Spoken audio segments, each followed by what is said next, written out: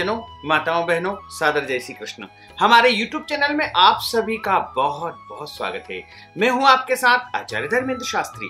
आज हम आपको बताने जा रहे हैं कि वट सावित्री का जो व्रत है वो कब करना चाहिए तथा उसकी विधि क्या है, इस व्रत का क्या महत्व रहेगा और इस व्रत की कथा क्या होगी। ये संपूर्ण जानकारी इस वीडियो के माध्यम से हम आपको देने जा रहे हैं। आपसे अनुरोध है कि इस वीडियो को अंत तक जरूर देखिएगा और अधिक से अधिक लोगों को शेयर भी करिएगा।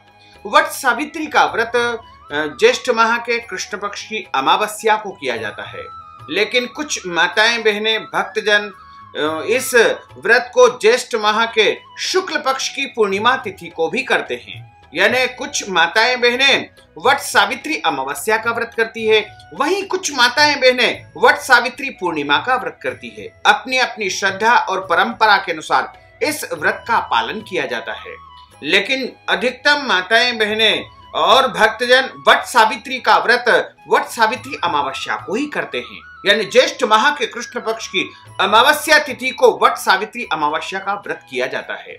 वैसे तो प्रायः 3 दिवसीय यह व्रत किया जाता है, यानी त्रयोदशी से लेकर के अमावस्या तक इस व्रत का पालन किया जाता है।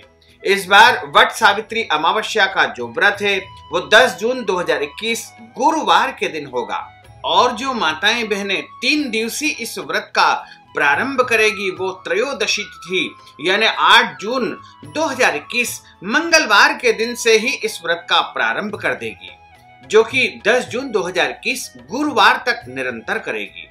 और इस व्रत में एक समय शाम के समय भोजन किया जाता है तथा इस दिन वट सावित्री अमावस्या का जब व्रत करते हैं तो उस दिन सत्यवान और सावित्री की मिट्टी अथवा सोने की मूर्ति बना करके उनका पूजन अर्चन किया जाता है और एक सूत का धागा लेकर के वट वृक्ष की 108 परिक्रमा लगाई जाती है और उसके बाद वट सावित्री का पूजन अर्चन करके कथा श्रवण की जाती है तथा रात्रि के समय जब चंद्रमा का तारों का उदय हो जाता है उस समय इस व्रत को पारणा किया जाता है। ज्येष्ठ माह के कृष्ण पक्ष की अमावस्या के दिन महिलाएं अखंड सौभाग्य के लिए और अपने पति की लंबी आयु के लिए तथा पुत्र पौत्रादि की प्राप्ति के लिए और घर में सुख शांति समृद्धि के लिए वट सावित्री का व्रत करती है। वट सावित्री का व्रत इस बार 10 जून 2021 गुरुवार के दिन अमावस्या को मनाया जाएगा और इसे वट सावित्री अमावस्या के रूप में मनाया जाता है। वट सावित्री की पूजा और व्रत करके महिलाएं अपने सौभाग्य की यानी सुहाग की रक्षा करती है। सावित्री जिसने यमराज से लड़ करके अपने पति के प्राणों की रक्षा की थी और अपने सास ससुर और ससुराल के गौरव की रक्षा सत्यता से की थी। धर्म ग्रंथों और पुराणों में लिखा हुआ है कि जो वट सावित्री का व्रत रख करके सच्चे मन से इस व्रत का पालन करते हैं उनके जीवन की समस्त मनोकामनाएं पूर्ण हो जाती है। और इस बार जो है नव विवाहितों का उत्साह जो है अधिक रहेगा, क्योंकि जिनका विवाह पहली बार हुआ है उनको इस व्रत को पहली बार धारण करना होगा और वट वृक्ष की पूजा करके महिलाएं रक्षा सूत्र बांधती है तथा पति की लंबी आयु की कामना करती है। हमारे धर्म ग्रंथों और पुराणों में लिखा हुआ है कि वट वृक्ष में ब्रह्मा विष्णु महेश यानी त्रिदेवों का वास होता है। वट सावित्री के दिन सावित्री ने यमराज से लड़ करके अपने पति सत्यवान की जान बचाई थी। इस बार वट सावित्री अमावस्या तिथि का जो प्रारंभ होगा बुधवार 9 जून दोपहर 1:57 से अमावस्या तिथि प्रारंभ हो जाएगी और 10 जून गुरुवार को शाम को 4:22 तक अमावस्या तिथि रहेगी। यानी इस दिन जो है प्रातःकालीन और मध्याह्न व्यापिनी जो अमावस्या होगी वो 10 जून गुरुवार को ही रहेगी। इसी दिन आप जो है वट सावित्री का व्रत करें और वट वृक्ष का पूजन अर्चन करें तथा जिनके घरों में पितृ कर्म या पितृ श्राद्ध या तर्पण आदि कार्य किए जाते हैं उनको भी 10 जून को ही करना चाहिए। यानी स्नान दान आदि समस्त कार्यों के लिए अमावस्या जो तिथि रहेगी वो 10 जून के दिन ही रहेगी। इसी दिन शनि जयंती यानी शनि भगवान का जन्मोत्सव भी मनाया जाएगा और इसके साथ ही 10 जून 2021 गुरुवार के दिन ज्येष्ठ कृष्ण की अमावस्या है और इस दिन सूर्य ग्रहण भी हो रहा है। लेकिन इस दिन जो सूर्य ग्रहण हो रहा है वह भारत में कहीं पर भी दिखाई नहीं देगा, इसलिए ग्रहण जहां पर दिखाई देता है वहां पर ही इसका सूतक पातक पुण्यकाल पर्वकाल माना जाता है। इसलिए 10 जून को होने वाला सूर्य ग्रहण भारत में कहीं पर भी दिखाई नहीं देगा, इसलिए भारत में इसका सूतक काल पुण्यकाल तथा पर्वकाल नहीं माना जाएगा। यह ग्रहण उत्तरी अमेरिका, उत्तरी पूर्वी भाग, उत्तरी एशिया और उत्तरी अटलांटिक महासागर में दिखाई देगा। भारतीय समय के अनुसार यह ग्रहण दोपहर 1:43 पर प्रारंभ होगा और इसका मोक्ष 6:41 शाम को हो जाएगा। हालांकि भारत में यह ग्रहण कहीं पर भी नहीं दिखाई देगा, इसलिए भारत में इसका पुण्यकाल पर्वकाल नहीं माना जाएगा और न ही इसका सूतक भी नहीं माना जाएगा। और किसी भी प्रकार से इस ग्रहण से डरने की, घबराने की, भयभीत होने की बिल्कुल भी आवश्यकता नहीं है, क्योंकि हमारे भारत की जो प्रमुख पंचांग है उसमें इस ग्रहण के बारे में विस्तार पूर्वक जानकारी नहीं दी है, इसलिए कि भारत में कहीं पर भी यह ग्रहण नहीं दिखाई देगा। वट सावित्री अमावस्या के दिन वट वृक्ष का पूजन करने से घर में सुख शांति समृद्धि का आगमन होता है। इसके अलावा घर के परिवार के सदस्यों को जो है वो लंबी आयु प्राप्त होती है और विशेष करके महिलाओं को इस व्रत को करना ही चाहिए। इससे उनका दुर्भाग्य समाप्त होगा तथा उन्हें उत्तम सौभाग्य की प्राप्ति होगी। वट सावित्री व्रत में खान पान सावित्री ने पति के प्राणों की रक्षा के लिए अपनी सुध बुध छोड़ दी थी और यमराज से प्राणों की रक्षा की थी। वैसे ही आज कलयुग में भी महिलाएं अपने पति और परिवार की रक्षा के लिए व्रत करती है, उपवास करती है, तरह तरह के नियम पालन करती है। वट सावित्री के दिन व्रत रख करके माता सावित्री से अपने अखंड सौभाग्य की कामना करती है। पौराणिक कथाओं के माध्यम से पता चलता है कि सावित्री ने किस प्रकार से अपने पति के प्राणों की रक्षा की थी। आज के समय में किस प्रकार से इस व्रत को करना चाहिए तथा किस विधि से करना चाहिए और इस व्रत के दिन किस प्रकार से आपको नियम का पालन करना चाहिए। वट सावित्री का व्रत अन्य व्रतों से थोड़ा अलग होता है। इस व्रत में पूरे दिन व्रत नहीं रखा जाता है, लेकिन कहीं कहीं लोग पूरे दिन व्रत रखते हैं। खास करके यूपी, पंजाब, हरियाणा और राजस्थान में इस व्रत को पूरे विधि विधान से रखा जाता है। इस दिन पूजा में जो चढ़ाया जाता है उसे ही खाया जाता है, यानी आम के फल इसमें विशेष रूप से चढ़ाए जाते हैं तथा चना या फिर चने की दाल जो भींगी हुई होती है, गलाई हुई होती है पानी में, उसको भी चढ़ाया जाता है। खरबूजा चढ़ाए जाते हैं, पूड़ी चढ़ाई जाती है, गुलगुले चढ़ाए जाते हैं। इसके अलावा मालपुआ भी इस दिन व्रत में चढ़ाया जाता है। 10 जून 2021 गुरुवार के दिन वट सावित्री का व्रत मनाया जाएगा और इस दिन जो माताएं बहनें व्रत करेगी उनको प्रातः जल्दी उठना चाहिए तथा ब्रह्म मुहूर्त में प्रातः 4:30 से लेकर के 5:30 के बीच में स्नान कर लेना चाहिए। शुद्ध और पवित्र वस्त्र धारण करें और सौभाग्यवती महिलाओं को सभी प्रकार के सौभाग्य धारण करना चाहिए। विशेष करके लाल रंग की साड़ी या पीले रंग की साड़ी या फिर हरे रंग की साड़ी का उपयोग ही इस दिन करना चाहिए और चूड़ी, पायल, बिछिया, मेहंदी, टीकी, महावर इत्यादि 16 श्रृंगार जो किए जाते हैं वो सभी श्रृंगारों से श्रृंगारित होकर के सौभाग्यवती माताओं बहनों को इस व्रत का पालन करना चाहिए। और सबसे पहले अपने घर के भगवान का पूजन अर्चन करें। नित्य पूजन अर्चन करने के बाद भगवान सूर्य देव को जल चढ़ाएं और उसके पश्चात आपको जो है शुद्ध और सात्विक भोजन तैयार करना चाहिए और उसके बाद वट वृक्ष के समीप जा करके वट वृक्ष का पूजन करें, यानी रोली, चावल, हल्दी, अबीर, गुलाल इत्यादि वस्तु से वट वृक्ष यानी बरगद के पेड़ का पूजन करें। उसके बाद वट वृक्ष के समीप आम के फल चढ़ाएं, भींगे हुए चने या चने की दाल वहां पर चढ़ाएं और उसके बाद वहां पर खरबूजा भी चढ़ाना चाहिए। इसके अलावा गुलगुले, पूड़ियां इत्यादि नैवेद्यम लगा करके 108 परिक्रमा करें। कच्चा सूत जिसे धागा बोला जाता है सफेद रंग का, उसको लपेटते हुए 108 परिक्रमा वट वृक्ष की जाती है। व्रत संपन्न होने के बाद जो वस्तुएं आपने चढ़ाई हैं, इन्हीं चीजों को प्रसाद के रूप में खाते हैं। व्रत के दौरान और पूजा के बाद चने को यानी चने की दाल को सीधे निगल जाते हैं और बाद में चने की सब्जी बनाकर खाई जाती है। इसी तरह आम और आम का मुरब्बा, खरबूजा की भी पूजा करते हैं और उसका ही प्रसाद ग्रहण करते हैं। आम को चढ़ा करके उसका मुरब्बा बना करके भी खाया जाता है। खरबूजे को भी व्रत के दौरान ग्रहण किया जाता है और वट सावित्री का व्रत पूरी निष्ठा तथा श्रद्धा के साथ में पालन किया जाता है। वट सावित्री व्रत के दौरान सत्यवान सावित्री की कथा महात्म सुनकर के जो विधि विधान से पूजा करता है और इस प्रकार जो हमने वस्तुएं बताई गई है उनका सेवन करता है, उसका सुहाग अमर होता है, यानी उसका दुर्भाग्य समाप्त हो जाता है और उसको उत्तम सौभाग्य की प्राप्ति होती है तथा उसके पुत्र पौत्रादिकों को लंबी आयु मिलती है, उसके पति को भी लंबी आयु प्राप्त हो जाती है। और जो माताएं बहनें वट सावित्री का व्रत करेगी उनको उस दिन शुद्ध सात्विक भोजन तैयार करके उस भोजन का ही भोग लगाना चाहिए और उसका ही सेवन करना चाहिए। ध्यान रखना चाहिए कि वट सावित्री अमावस्या के दिन लहसुन, प्याज, मांस, मदिरा का उपयोग बिल्कुल भी घर में नहीं होना चाहिए तथा वट सावित्री अमावस्या के दिन कोई भी मनुष्य दाढ़ी कटिंग या बाल नहीं कटवाए तथा शरीर के अंग के कोई भी बाल नहीं कटवाना चाहिए।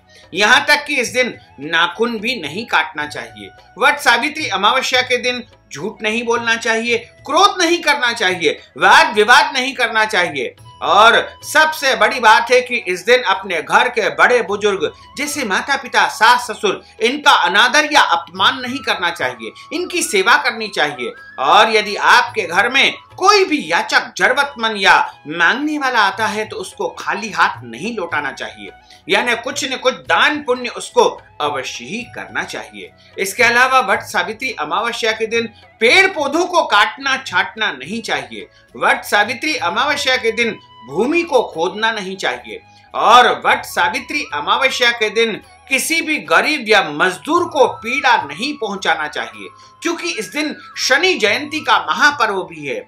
इसीलिए खास करके गरीबों और जरूरतमंद लोगों को भोजन का दान अवश्य करना चाहिए तथा वट सावित्री अमावस्या के दिन आपको किसी भी प्रकार से कोई भी गलत या अनैतिक कार्य बिल्कुल नहीं करना चाहिए और पूरे दिन इसका पालन करते हुए शाम के समय जब तारों का उदय हो उसके बाद तारों को अर्घ्य देने के बाद भोजन आप ग्रहण कर सकते हैं तथा दिन में सत्यवान और सावित्री की मूर्ति की पूजा करके उन मूर्तियों को ब्राह्मण को दान करना चाहिए। इस दिन आप किसी धातु की मूर्तियां बना सकते हैं या मिट्टी की मूर्ति भी बना सकते हैं या बनी बनाई मूर्ति भी घर ला करके उनका पूजन आप कर सकते हैं। इसके अलावा इस दिन वट वृक्ष का चित्र भी दीवार पर बना करके पूजा कर सकते हैं। यदि आप किसी कारणवश अपने घर से बाहर नहीं जा पाते हैं और वट वृक्ष का पूजन नहीं कर पाते हैं तो आप अपने घर में ही एक वट वृक्ष का गमला रख करके उसका पूजन अर्चन करें तथा उसकी परिक्रमा करें और जिस विधि से हमने आपको बताया है उस विधि से पूजन पाठ अर्चन करने के बाद में व्रत का समापन करें। और जो माताएं बहनें व्रत करती है उनको कथा का श्रवण भी करना चाहिए। तो अब हम आपको वट सावित्री अमावस्या की दिव्य और ज्ञानमयी कथा सुनाने जा रहे हैं। इस कथा को अंत तक जरूर सुनिएगा और अधिक से अधिक लोगों को शेयर भी करिएगा। गुरुर् ब्रह्मा गुरुर्विष्णु गुरुर्देवो महेश्वरा गुरु साक्षात् परब्रह्म तस्मै श्री गुरुवे नमः। सच्चिदानंद रूपाय विश्वोत्पत्त्यादि हेतवे तापत्रय विनाशाय श्री कृष्णाय वयं नमः। स्वस्तस्तु ते कुशलमस्तु चिरायुरस्तु गोवादि हस्ति धन धान्य समृद्धिरस्तु शत्रुक्षयोस्तु निज पक्ष महोदयोस्तु वंशे सदैव भवतां हरिभक्तिरस्तु। जय जय श्री राधा रमण जय जय नवल किशोर जय गोपी चित चोर प्रभु जय जय माखन चोर। मात मेरी श्री राधिका पिता मेरे घनश्याम इन दोनों के चरणन में मेरा बारंबार प्रणाम मेरा बारंबार प्रणाम मेरा बारंबार प्रणाम। मोहिनी मूरत श्याम की वो मन रही समाय जो मेहंदी के पात में लाली रही समाए। धन यौवन एक दिन उड़ जाएंगे जैसे उड़े कपूर। मन मूरख तू राम भज क्यों चाटे जग धूर, क्यों चाटे जग धूर। राम कृष्ण दो एक है अंतर नहीं निमेष। इनके नयन गंभीर है उनके चपल विशेष।